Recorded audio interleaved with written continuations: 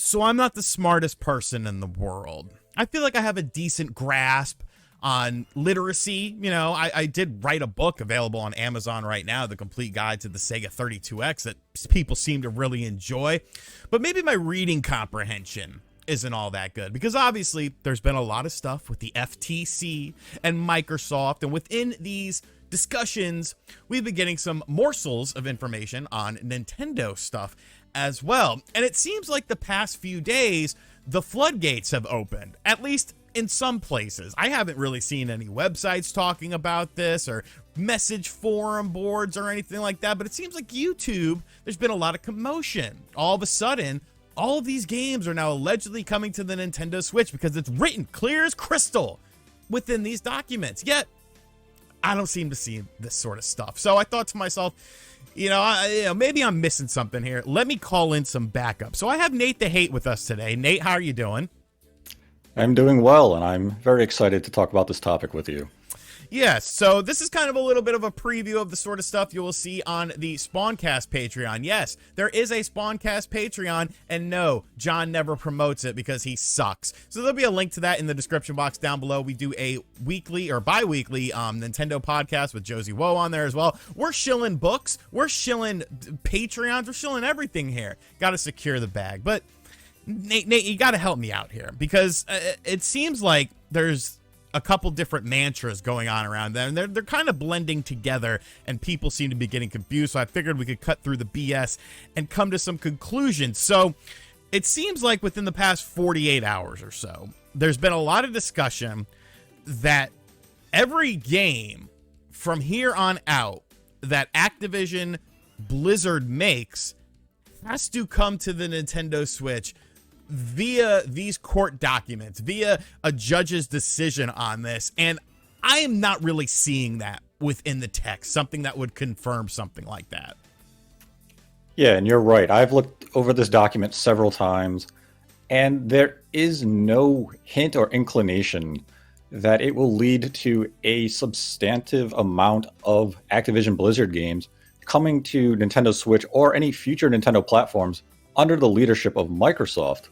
And I actually have the excerpt up on my browser right now, and the excerpt is, quote, Nintendo has a contractual right to obtain Activision content post-merger, including Call of Duty. Now, you can read this any way you see fit, and I think that is the problem, that some are viewing this quote to mean that Nintendo has a contractual right to obtain any and all Activision content post-merger, including Call of Duty, whereas I read it as a case of you're going to get Call of Duty, and if there's a specific Activision title that may be well suited for the Nintendo Switch, Microsoft will take that under advisement and may opt to release it on the Nintendo platform, but it could also extend to games like Overwatch 2 or games as service that are already on the Switch and potentially future Nintendo platforms, that they will get expansion content, that they will get continued support. And that would fit this clause 100% to a T. But those reports and discussions about all games, it just feels as though it is a very extreme reach and creating a narrative that isn't based in reality. I think it's a fine exploratory topic as far as a conversation goes, but it shouldn't be news because there is nothing to back it. Right. And I mean, even just using logic here, like, okay, it could really come down to one of two things. It could be that, yes, every Activision game has to come to a Nintendo platform, or no, every Activision game doesn't have to come to a Nintendo platform.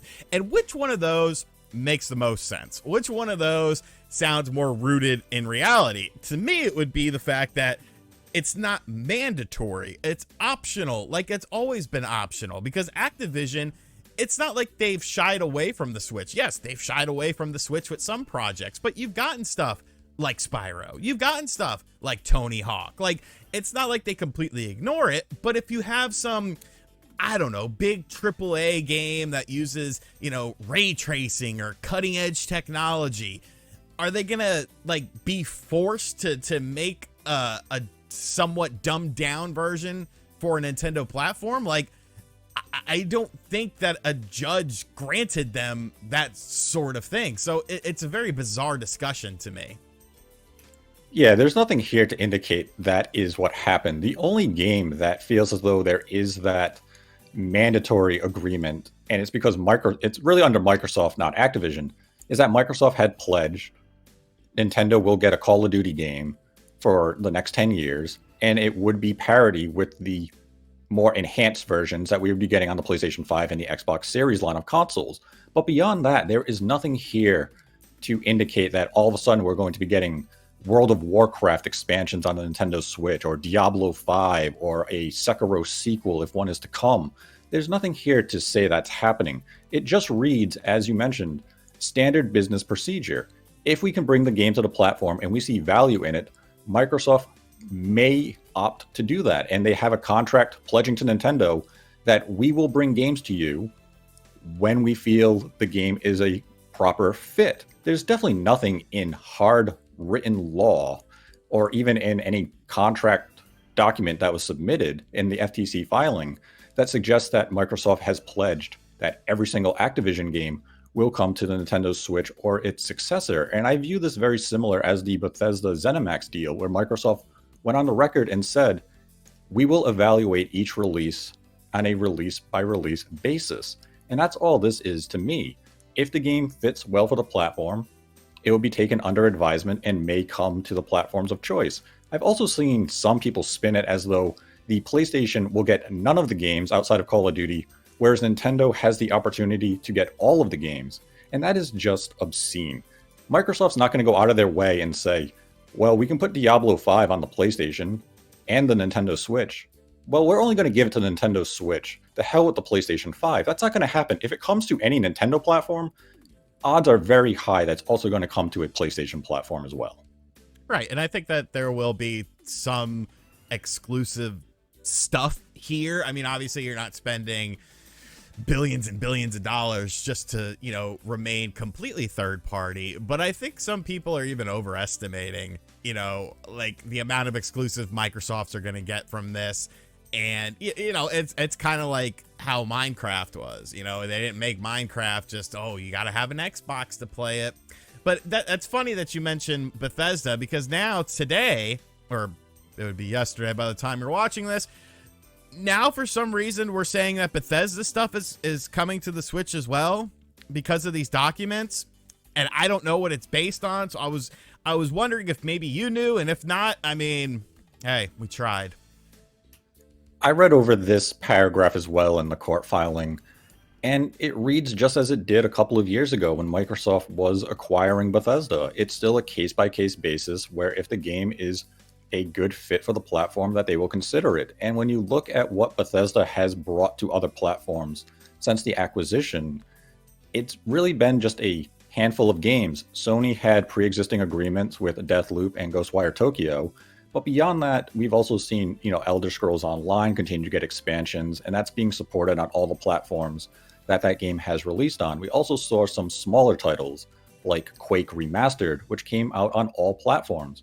So that's what that language reads to me, is that if the Switch successor comes out and Bethesda feels as though Elder Scrolls Online could be a good fit for it, it can launch on the platform. But it doesn't mean we're going to see Starfield, Elder Scrolls, and some of those big single-player games all of a sudden find their way to a Nintendo platform and omit the PlayStation. Microsoft is going to play the game that they have been playing and saying, well, this game can benefit Game Pass and our ecosystem if we keep it exclusive. And I imagine that's how they're going to approach Activision as well. If they have a brand new IP, or if they have a major single-player game, they're going to ensure that's exclusive to their platform. But multiplayer games and games as a service similar to Call of Duty, they're going to allow those games to go multi-platform, and that will come to the Switch successor, PlayStation 5, PlayStation 6, because there's going to be a base there, and that's going to be a sizable percentage of the gaming audience that Microsoft is going to want to tap into that's outside of their reach. And the Bethesda language is pretty much similar to that. So again, if anyone's trying to infer that this suddenly means Microsoft is going to play really, really close with Nintendo and play exceptionally friendly and say, here's every game that we develop now under this label, I think they're reading a bit too much into intentionally vague legal language. Yeah, and I agree. You know, I think that the relationship between Nintendo and Microsoft, as far as games like that are concerned, has potential to grow from where it's at right now. Sure, because of the fact that Nintendo does have a strong presence in Japan and Microsoft does not. Do I think that that means that every new IP is every game that Microsoft does with Activision or Bethesda or Blizzard is going to come to these platforms?